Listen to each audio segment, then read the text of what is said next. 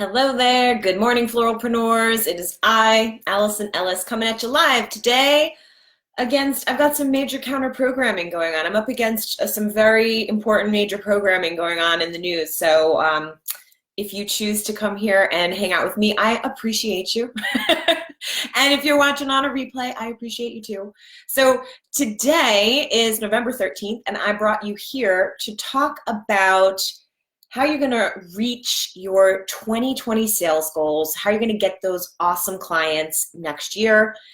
Many of you are probably already lining those clients up right now.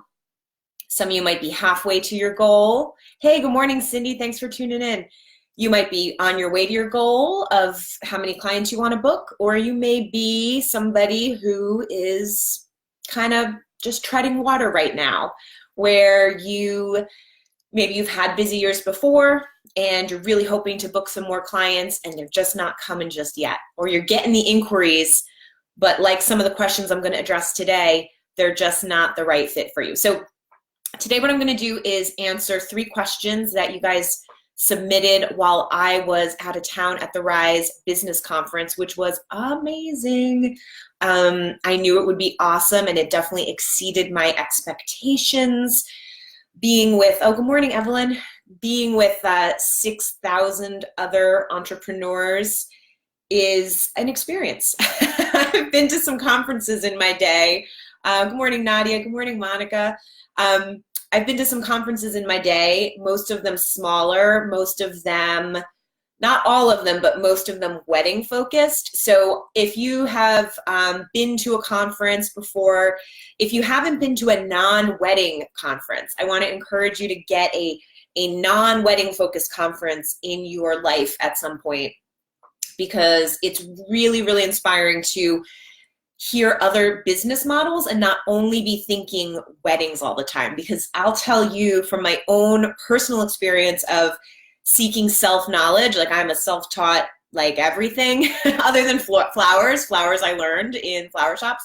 But in terms of, marketing and emails and all kinds of stuff, I have taken courses to learn how to run my business that are mostly require me reading and self-starting.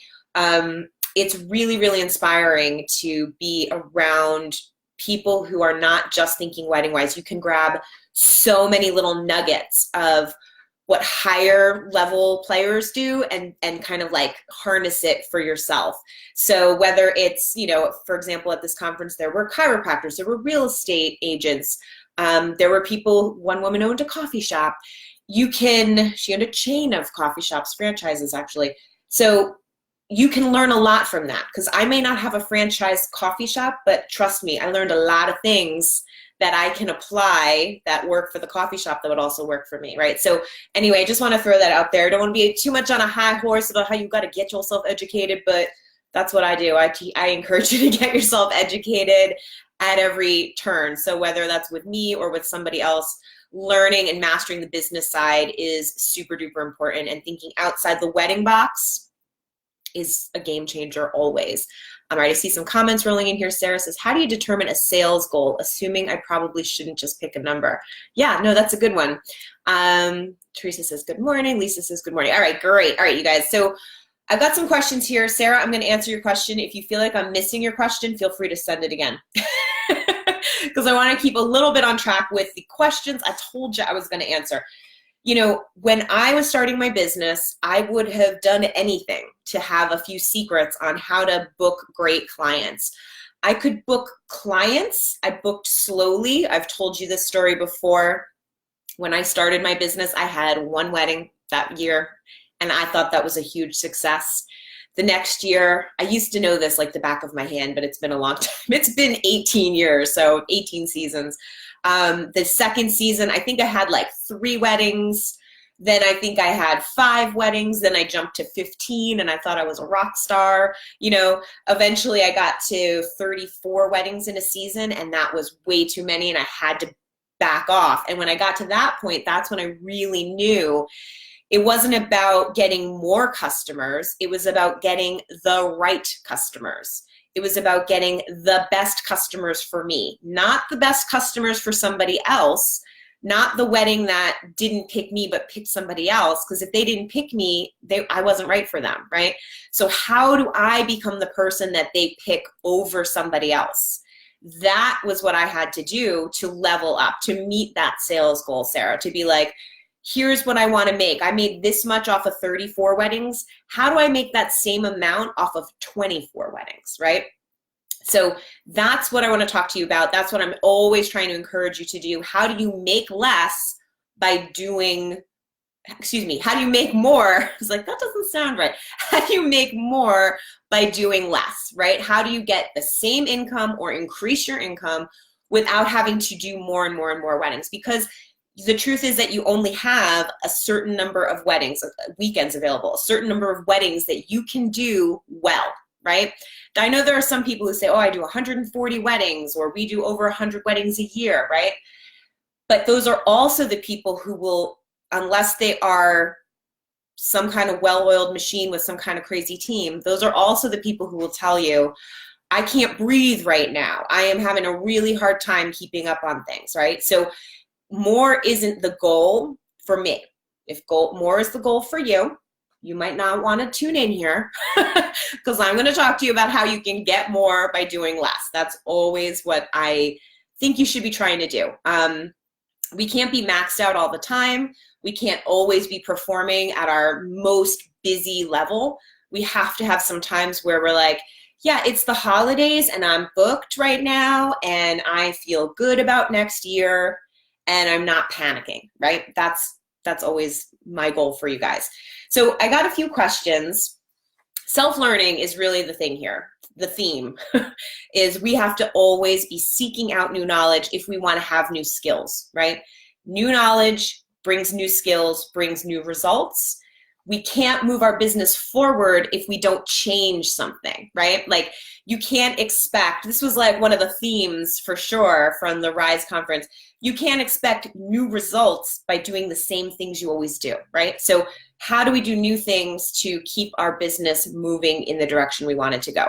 So like you may already know, I am running a training for 6 months. This is like a new trial experiment thing I am doing that is designed to help you get your sales goals in order by booking the right clients, by pre-qualifying, by not wasting time with people who aren't a good fit, by really attracting the right customer in the first place, and running a really kick-butt phone consultation so that you don't have to meet with people. Again, less time, more result. If you don't have to meet with somebody, if you can do a phone interview and pre-qualify them, you can save yourself a ton of time. And frankly, provide great customer service to your client too, because they don't want to have to wait 2 weeks to meet you. They don't have to wait until the 1 weekend they're in town to meet you. Going to address that in one of my questions from Jennifer, I believe. So that's what I'm going to teach you how to do in this new training I'm doing over on patreon.com. I'll share a link to that if you haven't already seen it. I'll share a link here in the thread, but it's just patreon.com/realflowerbusiness, and you will find me there. The training's going to be awesome. I'll tell you a little bit more about that at the end of this too. So let's dive into the questions that I got. First, let me see if we got any more comments rolling in. Julie says, perfect words get more by doing less. Yes, yes, yes. Hey, Taisha, haven't seen you in a while. I know you're busy. You're busy. Growing a child inside of you. You are busy. All right. So here are the questions that I got. I hope you don't mind I said that. I'm so excited for her. She's pregnant. Okay. So I got 3 questions. Chelsea, Jennifer, and Emily sent questions while I was away at Rise that I could not give a thorough enough answer to. Also, while I was at Rise, I sort of got inspired that this would be a great new way to keep this group consistent while I'm starting something new, because I like to apparently try new things all the time. Whether I like it or not, I do it. So what I'm going to do is I don't know exactly how often, maybe once a week. I'll try maybe once every 2 weeks.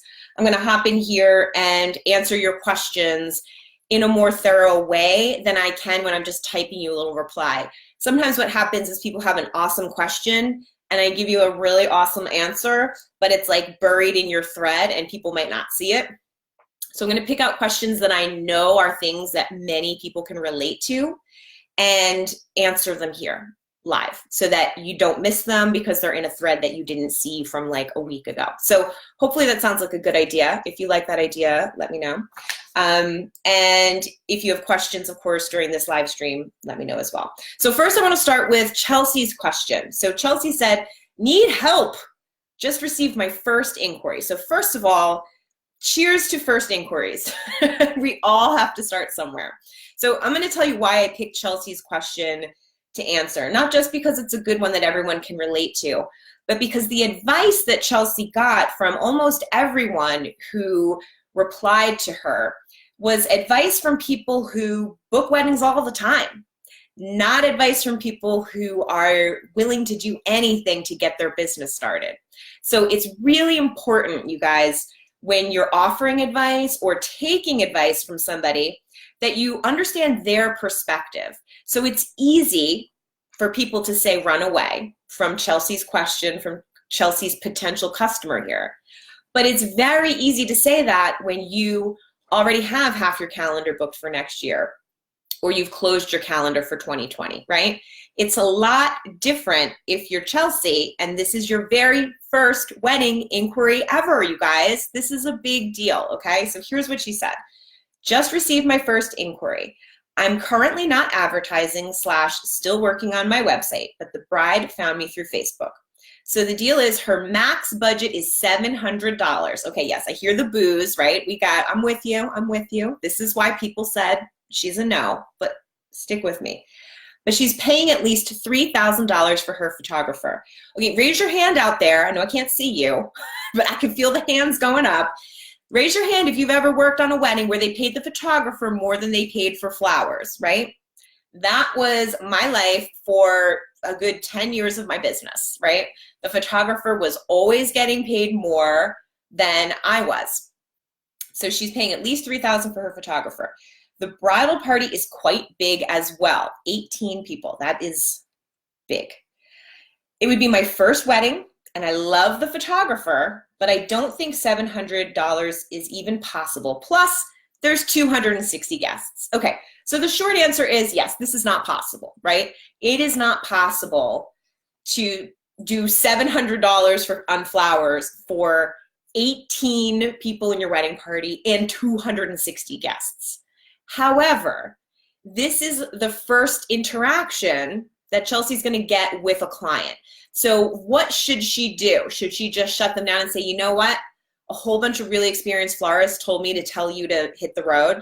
Let me show you the Forrest Gump gif where he runs out the gate because that's what they told me to do. What you want to do is address the person like they could be a client. Even people who aren't a good fit for my business get A+ customer service from me. If I'm telling them no, if I'm telling them I'm not available or I'm not a good fit, like I've got somebody right now in my inbox who has $1,000 budget for a kind of a prime day. I have something already booked the day after her. I could take this small thing, but I got to think about it.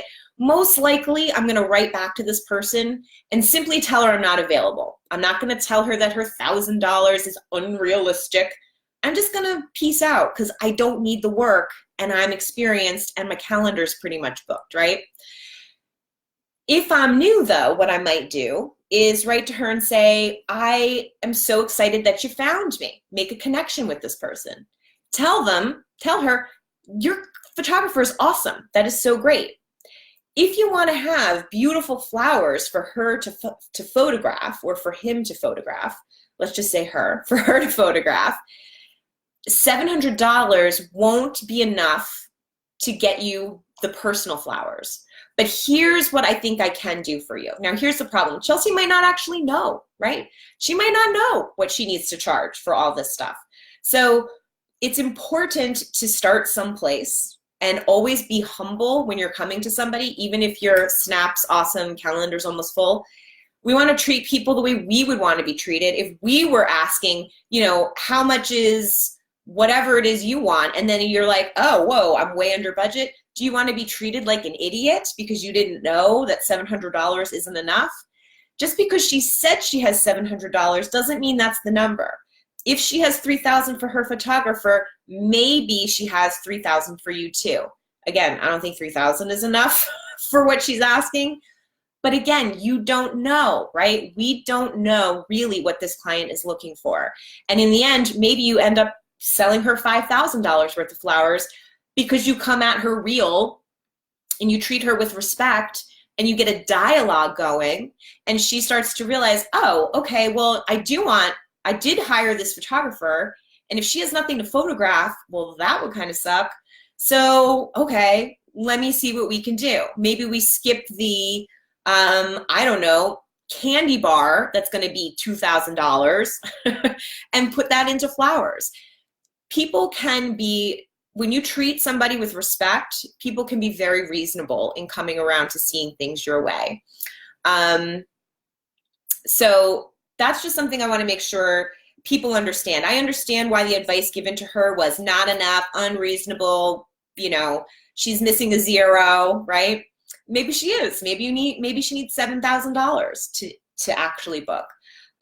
Maybe she was accidentally missing a zero, right? So y'all are being like, hey, get out of here. Maybe she meant 7,000 when she wrote 700. So that's why we always want to come correct with our clients, even the ones who aren't a good fit. And it doesn't have to always be about educating. Sometimes it can be like, I'm bowing out of this. I can tell this isn't a good fit. But if you don't really know, if you like this photographer, if this is an opportunity for you to get your first wedding, I just don't want you thinking you have to just say no and run all the time. Taisha says, yes, it differs for everyone. I always ask if their budget is flexible. Yes, because sometimes it's very flexible. Sometimes all it takes is you have to tell them what it costs and they say, okay, you know, it's sometimes that easy. For example, okay, so in my new Patreon training that I'm running, there's a bonus video in there right now. Tammy signed up, and Tammy wrote me the other day and she said, okay, so I watched your bonus video. I had a customer inquire. They had a $2,500 budget. Tammy got them up to $3,500. Then she used the technique in my bonus video, and she got them to increase another $600, okay? So Tammy took a client from $2,500 to $4,100 if I know how to do math, okay? So that's huge. So if she can do that, you might be able to take a $700, I'm throwing this number out here, you know, based on nothing. You might be able to turn that $700, I don't really know what I'm doing client into somebody who actually pays you money. Okay, Teresa says, how do you get them to give you a budget? I feel like this is always skipped in my inquiry, or they say they have no idea. So that is a good question. Again, this is something I'm going to really dive into in my Patreon training. The number one mistake that florists make is having a drop down of what the budget should be. Because what I find, and I find this a lot, especially when I have one-on-one calls with people, they'll say, well, I have, my drop down starts at $2,500. And people will click the $2,500, but then when I'm talking with them, it turns out they only have $1,500. It's like, yeah, because you didn't give them an option, but you made it mandatory, so they had to pick something. So they lied to you because you made them. You made them lie to you. You didn't give them an option. Like, unless you're going to put there in your drop down $2,500 minimum.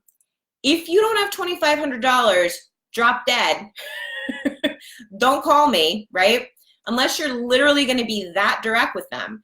People are just going to click whatever they can click and hope that once they get in the door with you, you'll be reasonable with them.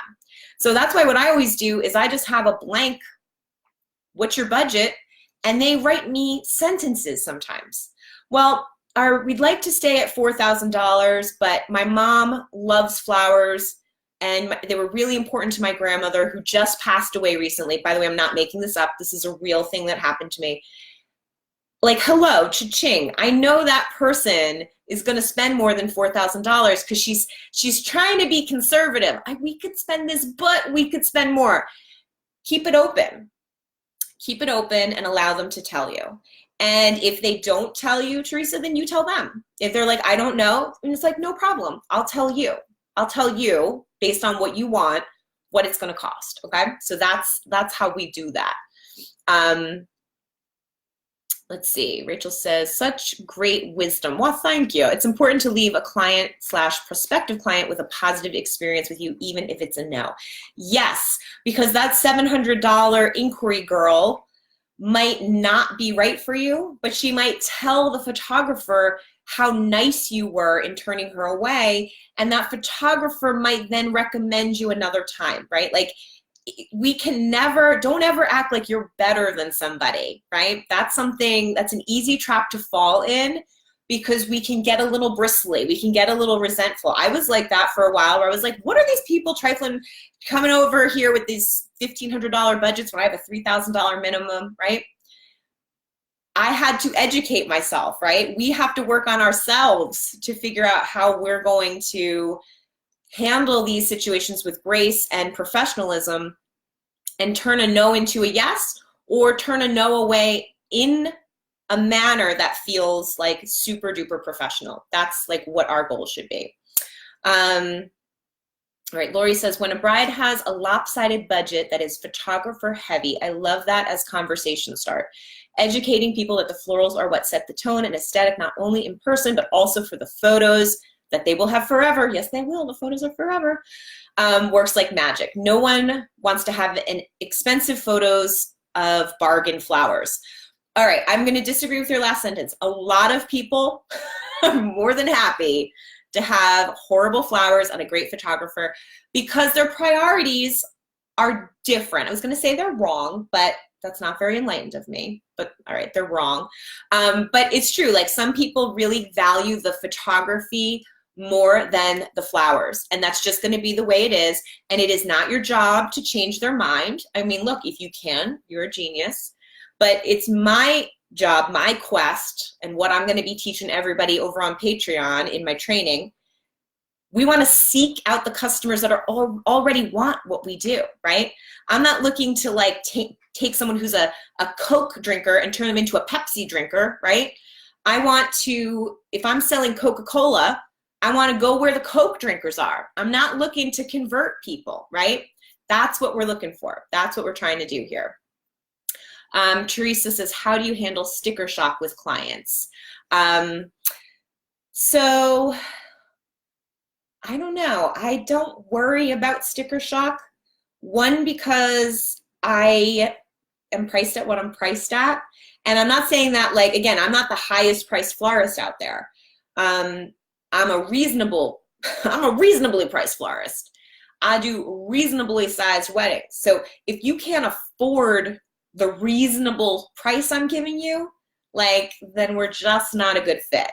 If I'm like shooting for the moon, you know, and giving you some like over the top quote, and you have sticker shock, well, then I have room to maybe back down or change things or adjust things. But if you're, you know, meeting people in a reasonable way with a reasonable price, then the sticker shock is sort of just their problem. Also, I establish the minimum with them before we talk. Again, I'm going to be talking about this in my training. Pre-qualifying.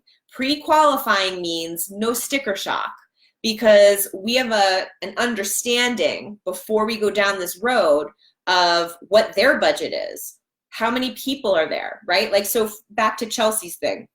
We got 18 bridesmaids or whatever, bridesmaids and groomsmen, 9 on each side. 9, you guys, that's a lot, right? 7's a lot, 8's a lot, 9 is a lot.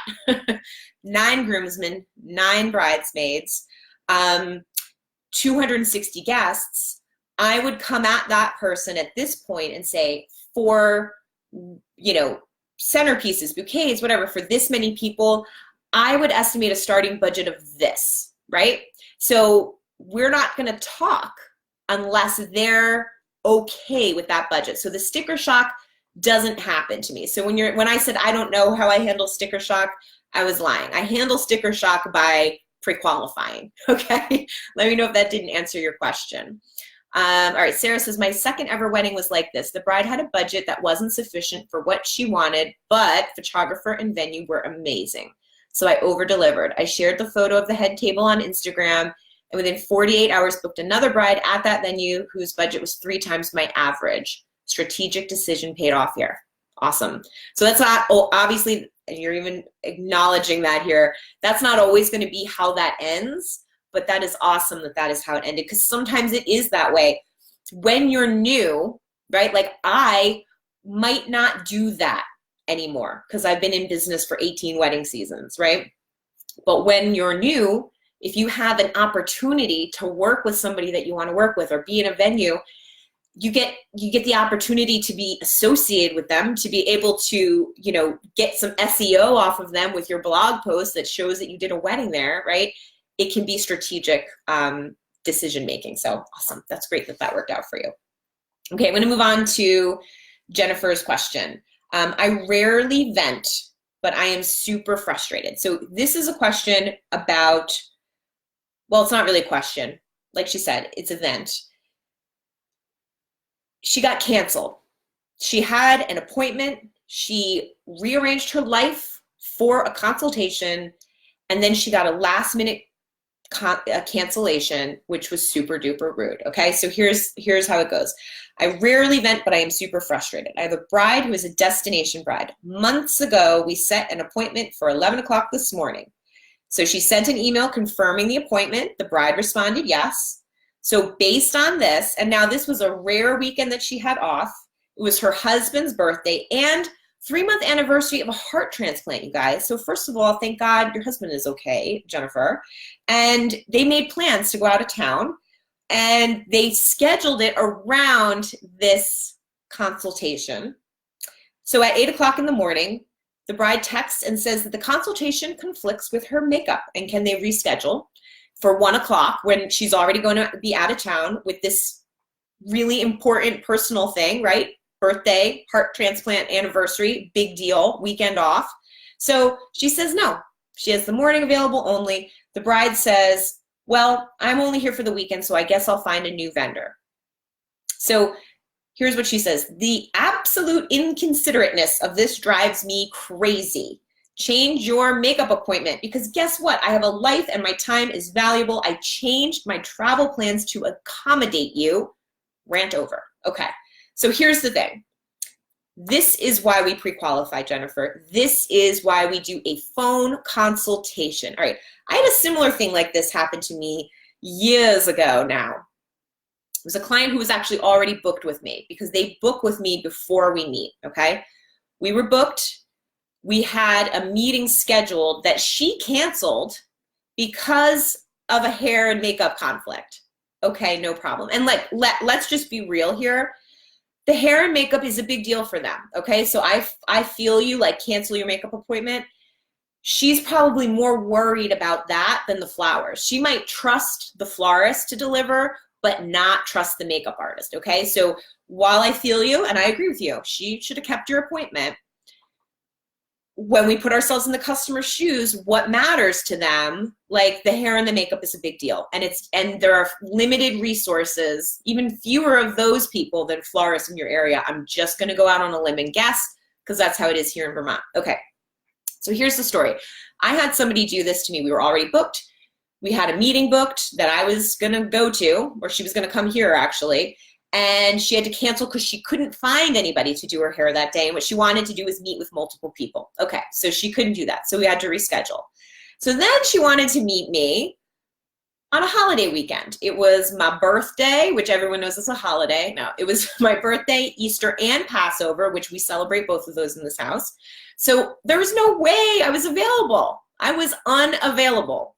And by the way, most florists would be too, right? How many florists are meeting on Easter with brides, right? Like, you'd rather not. So I told her I wasn't available during that time to meet. So I'm going to shorten this up, because I heard through the grapevine that somebody was looking for a florist for this venue on this date. And I said, I'm doing a wedding at that venue on that date. Is my bride looking for a new florist because I couldn't meet her on Easter weekend? And my friend, who was the florist who was not available, but had gotten this little inquiry, she said, are you available? I'm like, I'm already working there. She said, oh, I'm sure it's not your client. I said, oh, I am sure it is. And it was. My client was looking to find another florist who could meet her Easter weekend. And guess what? She didn't. But what she did do was send me a pretty rude message saying, kind of threatening me that there was another day she could meet, which, by the way, I was available to meet. So the next time she wanted to meet, my answer would have been yes. But her message was rude AF. So she said, if you can't meet this weekend, I'm going to have to look for another florist. So listen, if she came correct to me, she would have just said, can you meet this weekend? I would have said yes, and we would have worked together, right? Instead, she was rude, and I fired her. That's what I did. I said, this isn't right. This is a red flag. This is a person who has a problem because she canceled our first meeting. I can't meet on a holiday weekend, and I am available for this third request, and she's not even allowing me to be available. She wants to threaten me to be available. So I refunded her money. I insisted that we are not working together, and that's what I did. I canceled with her. And I canceled very nicely, by the way. Her mother-in-law said, she said, oh, thank you for returning the deposit. My mother-in-law said you sent a lovely note. And I did. And I did. And by the way, I'm really glad I didn't work with her because she did turn out to be a nightmare, I heard later from the caterer. So here's the story. I would not be in this position. You should not. Your husband's birthday, the heart transplant anniversary is a big deal, right? Big deal. And you should not be putting your business in front of that, right? And you know that, and that's why you were so mad. So phone consultation is how we handle this. I'm going to take a deep dive into how to run a kick butt phone consultation in my Patreon training as well.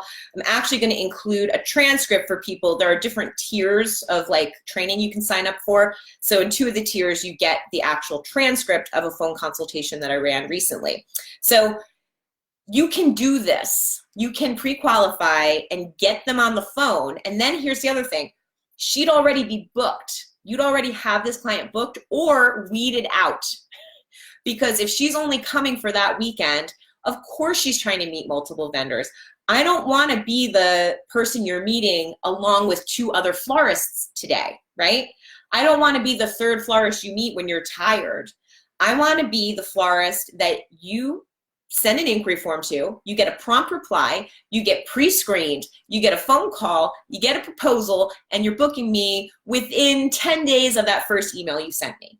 That's what I can teach people to do in my Patreon training, and that's what you can do here, Jennifer. You don't have to set aside time, rearrange your really important personal life to maybe book a client who is desperate to find a makeup artist, right? So there's nothing necessarily wrong with this client.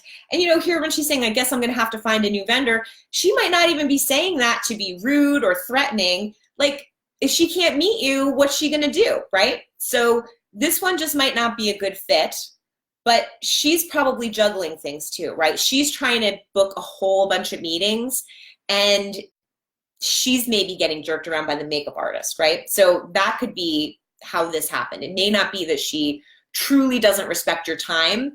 It may be that she just doesn't have a clue how to organize a weekend like this because planning a wedding is stressful, okay? So pre-qualifying is what I want to see you do from now on, Jennifer. Try it next time.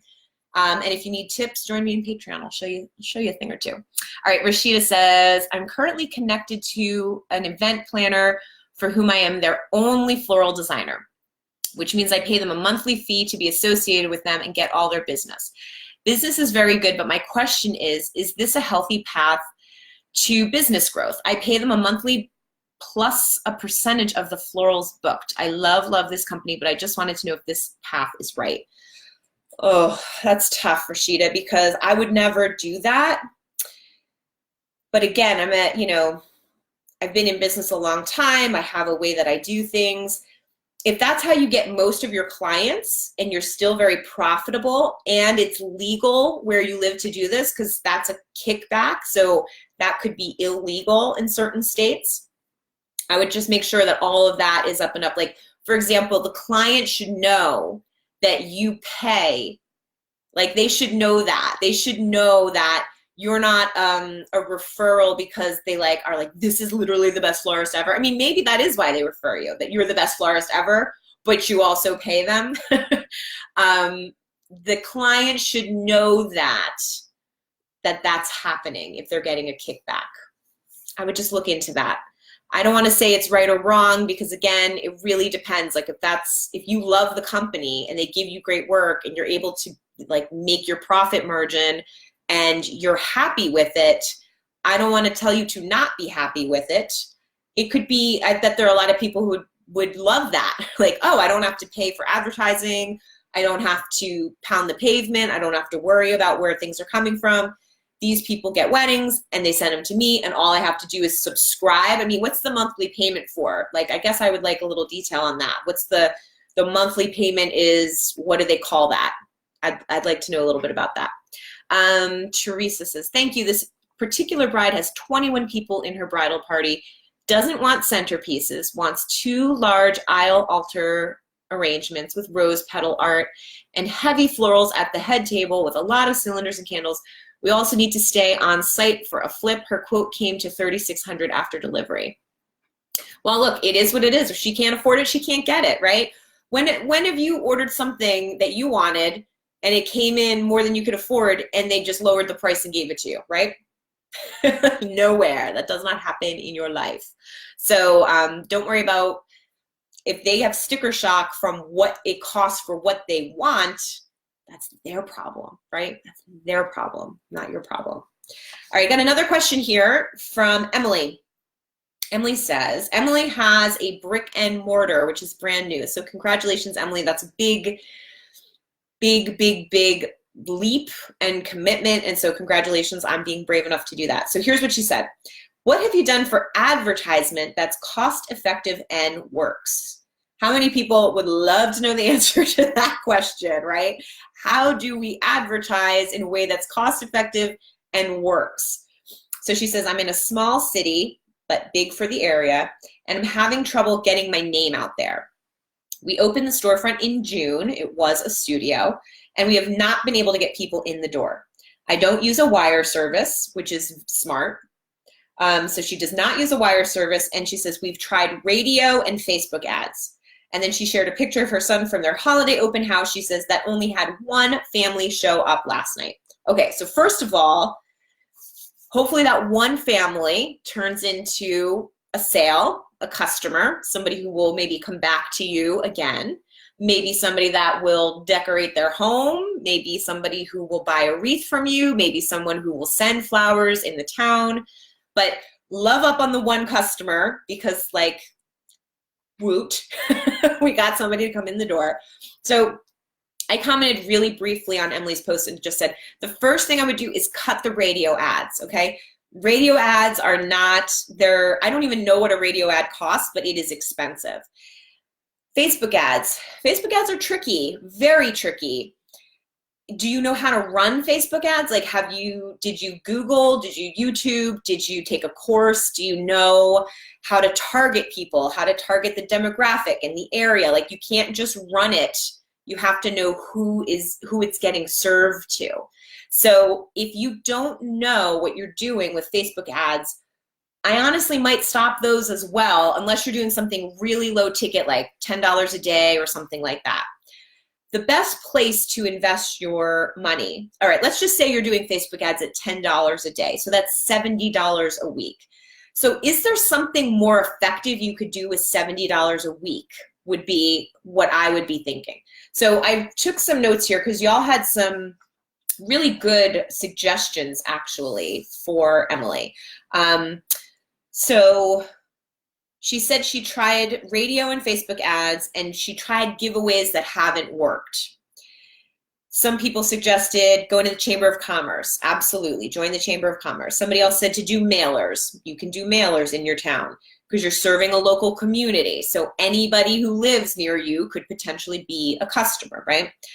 You've got the Instagram and Facebook posts, which people suggest, which yes, you know, you can post on Instagram and Facebook, but unless you have followers or you have a hashtag that people are looking for, it's still going to just be like something you're doing, but might not necessarily bring people in the door. She wants to know how to bring people in the door, y'all, right? In the store. Get some Google reviews. So maybe you ask that one family for a Google review, or anybody who's been in your store. Denise gave the advice to go out and give your cards out. Work it. Go out there and put your card in the hands of people. And I absolutely agree with that. Tracy suggested that she does the name game. So florists do this a lot, where they put the name of somebody for the day or the week, and like if your name is this, you come in and you can get a free rose or a free whatever it is. So you know, I'm not a fan of that personally. I've worked in 2 shops that did that. It didn't bring anybody in of significance. You know, also what I find is a lot of times when shops do that, it's sort of like, you know, they pick the most obscure name possible, right? It's like, come in if your name is La Fonda, right? It's like literally like no one's coming in. You're just wasting time. It'd be better to make them an offer with that sign most times than to have the name. Now, here's the thing. Tracy does this. She posts 3 times a day on every platform, and people come in. People come in. So if those people come in and buy and don't just get the free thing, then this is a great strategy. It's going to depend where you are in business. Like if I'm starting out my business, I am not doing this name game, because it's setting you up as a florist who's trying to give stuff away for free. If I'm a busy florist, like I'm going to assume Tracy is, then this is sort of like an add-on fun thing that I'm doing because I already have business. So this is something I can do because it's easy and it's fun. Okay, so it really depends where you're at in your business, whether this is like a cool, fun thing you do for the community. And by the way, she shared a picture and she picked like Daniel and Danielle, like names people actually have, not La Fonda, right? And at the end of the day, if you're newer and you're trying to do this, you're going to just seem a little desperate, I think. Like, anybody come in so I can give you something for free.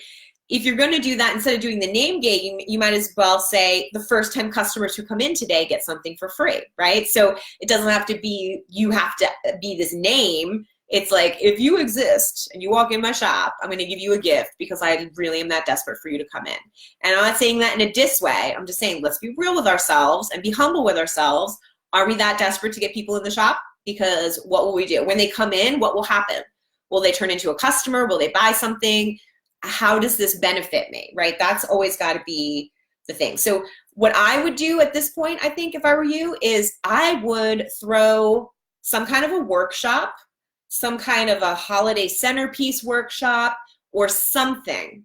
Maybe I don't know, it could even be something where you invite people in and you're like, I'm going to be making custom centerpieces at a really good price the Monday or Tuesday of Thanksgiving week. Come in and get a holiday centerpiece for $45. Like, make it a no-brainer for them.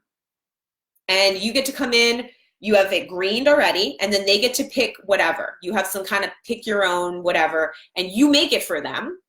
Or you have a workshop, but you have something where people have to come in and interact with you. When they interact with you, now you're a person that they want to support, not just a flower shop in the town that they don't really notice or care about, right?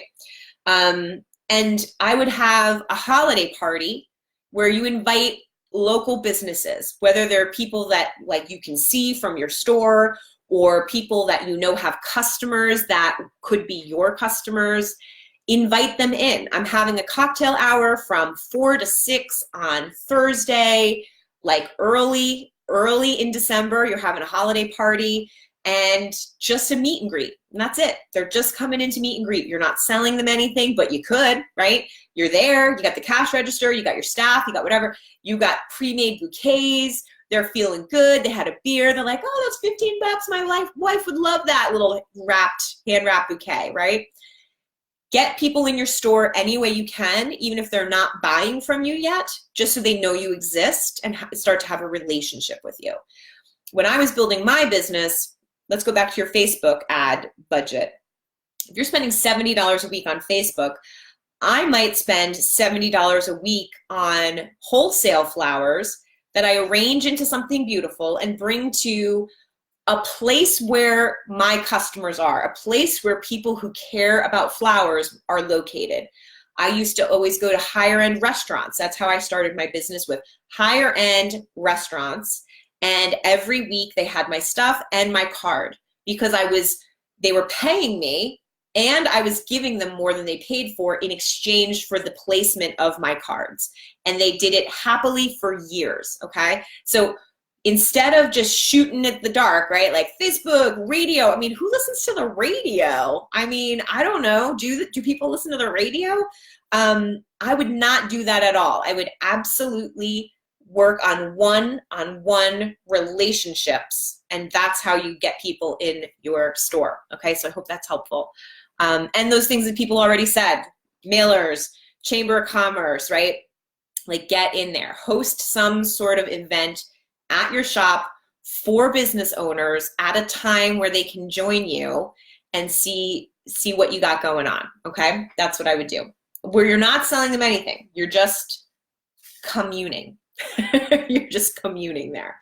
All right, I got one more question last night from Lisa. So Lisa said she's shy and doesn't really like to post in the group that much, and I appreciate that. I know there are a lot of people like that. You're not alone, Lisa. So she said, I opened up a shared retail space for the next 3 months, but don't think it's likely I will stay there much past Valentine's or Mother's Day. And then I'll mostly be aiming at getting weddings booked for my future business. But in the meantime, I have an opportunity to start creating a presence for myself on Google and get reviews for that location. But then when I almost inevitably leave, I don't know what happens to those Google reviews. So should I skip building the Google reviews and instead funnel all of my time I would have spent on that into my website? Okay, great question. There isn't, I don't think, like one super easy way to do this, because I kind of need a few more details about, like, will you still be friendly with the other business if the reviews stay over on the Google? Getting customer feedback should be the #1 goal of every single person in this group, every single person who runs a business, every single person who's in the service industry. If you can get people to review you and say what it's like to work with you, that's what convinces other people to work with you. So just because the Google review will be on the Google review for that business doesn't mean that you can't glean information from those reviews about what makes you great. And doesn't mean you can't use the words from those, right? So you may not use the actual review, but there's the copy and paste, right? You can copy and paste what people say in their review and put it on that website that, yes, you absolutely should be putting your energy into. When you make your website, if you have a few reviews, and you don't need the whole review, you just need like the most important part, the part that talks about you, right? If you can have that on your website, you could just say from Google. You don't have to say from Google, from a business I worked at 3 months ago that I don't work at anymore, right? Like, they're saying it about you. As long as you're being honest and genuine, if that review is about you, you can share it on your new website, okay? So don't worry about where it lives. This is something that a lot of people struggle with. They don't put their review, they don't take the review from where it is and put it where they are. So that's what I would do. I would get the reviews and then I would bring them over to your new space on your new website. And kudos to working on that new website. That is awesome. So like I said at the beginning of this, I would have done anything to have some secrets to how I get good clients, how I book them consistently. And so that's why I'm starting a training next Monday. Okay, so here's my offer and my pitch to you guys. If you're not already in my Patreon group, this is for anybody who wants to have more control over who they're working with next year and forever. You want to pre-qualify. You want to run that phone consultation like a boss. You want to get your marketing out there so that you attract the right clients in the first place, right? So this is going to be like a full circle training that I'm taking you on, where we start with pre-qualifying. We move into how we run that consultation with ease. And then that final piece, which is so important and could easily be the piece I present as the upfront, because it kind of is the first point of contact, attracting the client. So you can pre-qualify, But if you're attracting the wrong client, you're just going to end up doing a lot of pre-qualifying and weeding people out, which is going to save you a lot of time, but you're still going to be wasting time weeding people out that aren't a good fit. When you attract the right client from the first point, right? When you work on your marketing, when you work on your pitch, when you work on your story that's on your website, right? Like when Lisa updates her website, when that is a well-oiled machine, then the people who inquire with you are a good fit from the first point of contact, right? So first point of contact, they're already a good fit. Now we're pre-qualifying, now we're moving into the phone consultation, and they book more easily, okay? So it's gonna be a full circle training we're doing on Patreon. It starts on Monday, Tuesday, Wednesday. You do not have to attend live. And I'm gonna keep up this training for 6 months because I wanna see you through it. If you're gonna level up, it's not just a little, we dip our toe in something. We have to commit to changing the way we think, the way we interact, the way we present ourselves, the way we take information from clients and interpret that into like that pre-qualifying process. What I do is something that can work for anybody. That's the thing. You can duplicate the results that I have duplicated here. I waste very little time in my business, very little time. I just want to snap that. Very little time. It is very easy for me to pre-qualify people, to get them on the phone, to book them right then and there, and to get this client's money in my bank account. And then we worry about meeting, and then we worry about details later. And I can show you how to do that. And I'm gonna do it in Patreon. So here's what you get. We're gonna learn how to pre-qualify and stop wasting time, running the phone consultation and booking without a meeting, and then attracting those right clients, okay? So that from the get-go, you got your branding and your marketing efforts together so that they pick you. Part of why my process works so well is because the client is really interested in working with me when they send the inquiry form. So right now I say on my inquiry form, I'm taking 2 more weddings for the year. I really might only take 1. I actually just had a cancellation though. Somebody, they moved their wedding up and I don't want to do it at this new venue in this new time of year. So I'm not going to do it. I'm going to refund their deposit because they canceled about a year in advance. So I don't have to refund the deposit, but I'm gonna, because I can, because it's the right thing to do. It costs me nothing, right, to book this client. Because we did it on the phone. I didn't meet with her, right? If this person canceled and I had spent 2 hours cleaning my house before she got here so we could meet for 90 minutes because I get a little chatty, which I'm sure does not surprise you. You know, if I had put that much time in and she canceled, I might want to keep that deposit, right? But that's not what happened. We booked like easy peasy lemon squeezy, and I can give her that back. So I might end up booking 2 more clients. So I've gotten inquiries over the past week that say, I see that you only have 2 more slots available. Do you have my date available? Because I'd really love to work with you. That's what you want to do. That's what you can do, where they're just interested in working with me. They're not just looking for any florist, they're looking for me, right? You can do this too, and I can help you do that. So when you sign up for Patreon before Saturday, so this training starts on Monday, you're going to be automatically qualified to get I'm going to pick 10 people. I'm going to hand select. I'm not going to pretend I'm randomly selecting winners. I'm going to like look at your stuff and I'm going to pick people.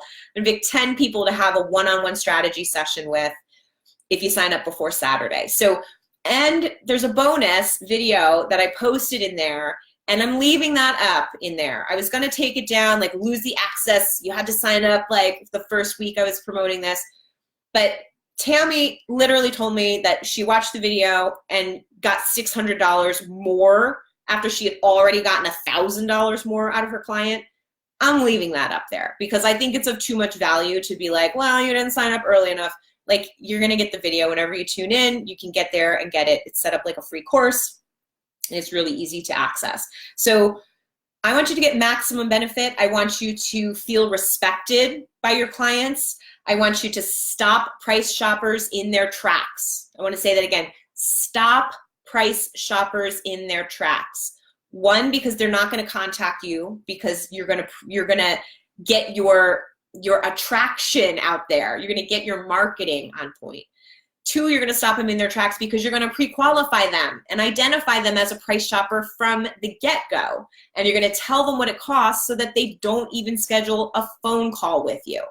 And even if that price shopper squeaks through your radar, you're not meeting them in person. You're talking on the phone, you're giving them a proposal, and they have to accept your proposal before you're ever going to meet with them, okay? So if this is something that sounds good, if you're going to feel more in control of your business in the next year, if you want to feel like you have that customer service piece on lock, not in a way that's like this big wall that people can't get over to get to you, but in a way where we're sifting through some of the noise and we're sifting through some of the people that aren't the right fit to make sure that only the best clients are getting our time. My training over on Patreon is for you. I'm going to share these three keys on how you're going to book more consistently for years and years and years and years. You're going to keep these tools with you. You're going to build upon these tools. You're going to tweak them. And I'm going to do way more personal, like deep dive into any of your answers, any of your questions, any of your struggles right in my training. In fact, the training is going to be made up of the questions that people have already asked me. So one of the first questions I got was like on a mood board. What do I do? How should I do it? What should I do it? Should they have to pay for it? So I'm going to tackle that in our first 3 days of training as well. So like I said, you don't have to join live. If you're like, oh, but I'm busy. You're not too busy to make more money next year, I hope. I hope you're not too busy to be more in control of who you waste time with, who you spend and invest time with, and who invests their like energy and their money with you. That's what we're going to really tackle in this training.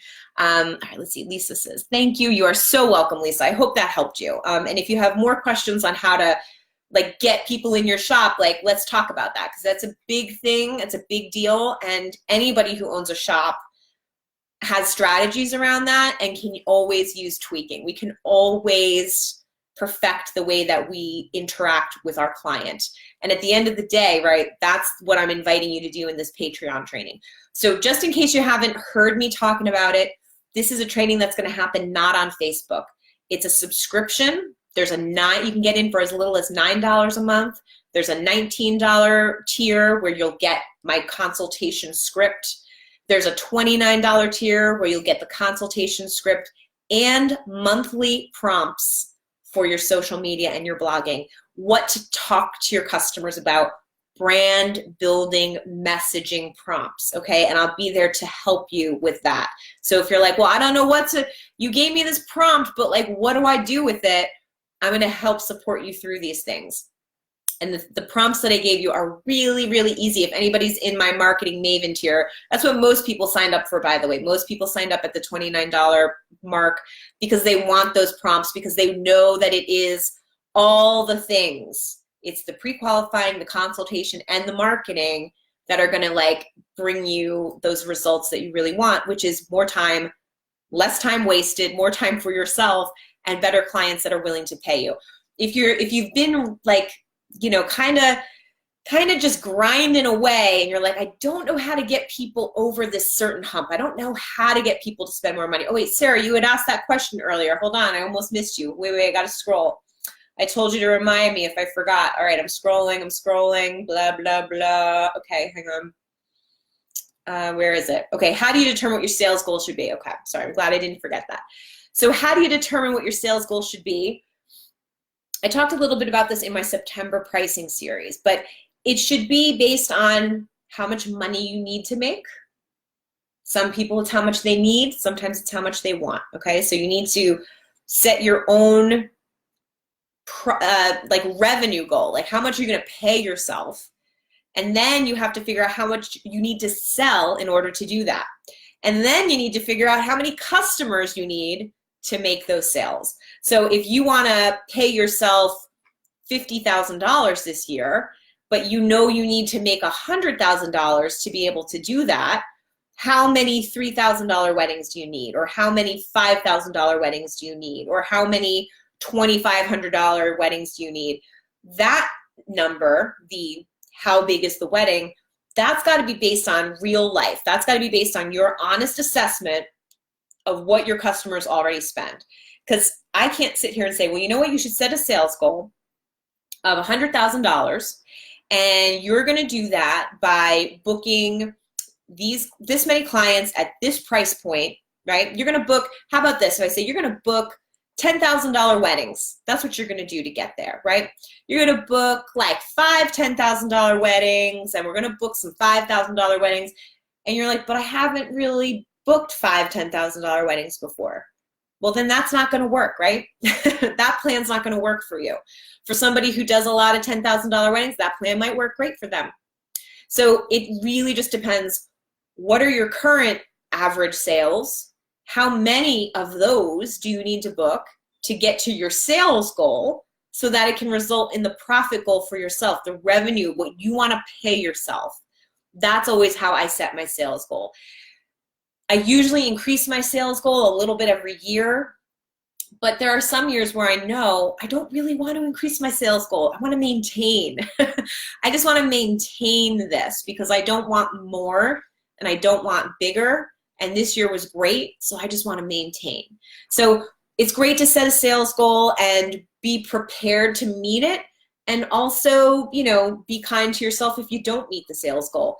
But setting it is always really a good thing to do. So I highly encourage you to do that. So thank you for that question, Sarah, and I'm glad I didn't forget to answer it. All right, I don't see any more questions coming in here, so I'm going to wrap it here for today, you guys. I would be really honored to have you join me over on Patreon. If you like any of these sorts of tips, we're going to dive so much deeper into them on Patreon. And here's why I can dive in deeper there. Because I can't give you all of my best stuff in a free Facebook group, right? That would be crazy pants for me to do that.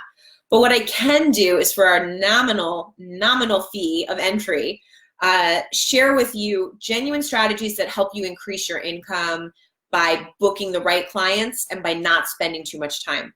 When we waste time, we start to get resentful.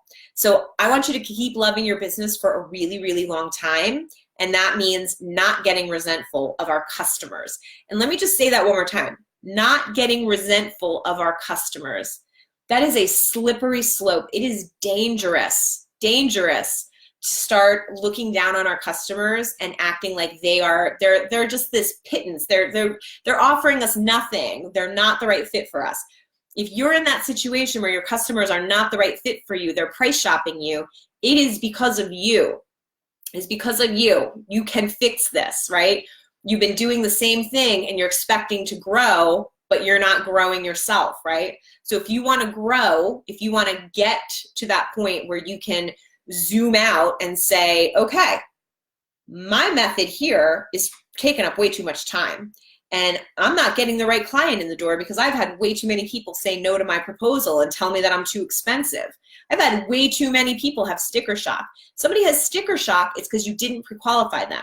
So let's hone in on how you're going to pre-qualify them this year and really seriously make more money next year. Let's just say you're not even making more money. Let's say you're making the same amount of money, but spending a lot less time with people who are wasting your time. Imagine if you write 10 proposals that don't get accepted this year. Imagine if you can write 2 proposals next year that don't get accepted. Think of the time difference you're saving because you're pre-qualifying better. You got to do work if you're going to get results, right? Okay, see a couple of comments. Rebecca says, thank you, fearless leader. So glad I didn't miss this today. You are so welcome, Rebecca. Thank you, thank you. And Rochelle says, will you meet with a bride if she has a date picked but hasn't booked a venue? Oh, heck no. No. I won't even talk on the phone with you if you don't have a venue and a date. Because I only do a certain amount of weddings every year, and if I'm already booked on the date you end up picking, then that was a waste of time for both of us. So they need to have a venue and a date before I will talk with them. That's it. Those are the only requirements. Ideally, we also have a meeting of the minds on budget, but I'm going to really dive into that on Patreon, how I have kind of come full circle and then circled back and then circled back again on when I talk about budget. because there's not one right place to talk about budget with people. Sometimes it's right there on the inquiry form. Sometimes it's in my first email. Sometimes they give me enough information through my pre-qualifying that I've perfected that I know I don't need to talk to them about budget because they have the money. They got the money, honey. That's what we want to do, is really figure out, like, how do we talk about budget? When do we talk about budget? Because it's not one size fits all. But the one thing they have to know is the date and the venue. Because otherwise, like, what are we talking about? Like, we're not, I'm not playing a game here. You got to already be under contract with your venue before we're moving forward. All right, Rochelle says, agreed. Thank you. You are so welcome. All right, my voice is getting tired. I'm going to stop here. If you have questions for me, don't hesitate to be in touch. Again, that Patreon bonus offer where I'm going to pick 10 people to get a free one-on-one where we're going to talk just about your business expires on Saturday. So you've got 3 more days to sign up and still be eligible for that. We start on Monday. You don't have to attend live. It's going to, the first lesson is going to drop at 9 a.m. on Monday. It's going to be really good training, you guys. It's going to be real deal training. And seriously, I already knew it was going to be great when I first announced it, but after this weekend I just had of unbelievable business boss, like, just craziness, you have no idea what I've got coming your way, okay? It's going to be super duper good. So let's supercharge your business together. Get ready for 2020. I'll be here with you every step of the way. Questions for me, get in touch anytime. You'll find everything about this Patreon training on my website at realflowerbusiness.com, okay? And if you have questions, don't hesitate. I will be happy to answer them. Thanks for tuning in. Keep doing beautiful work, and I will see you next time to answer more of your questions live. Okay, bye.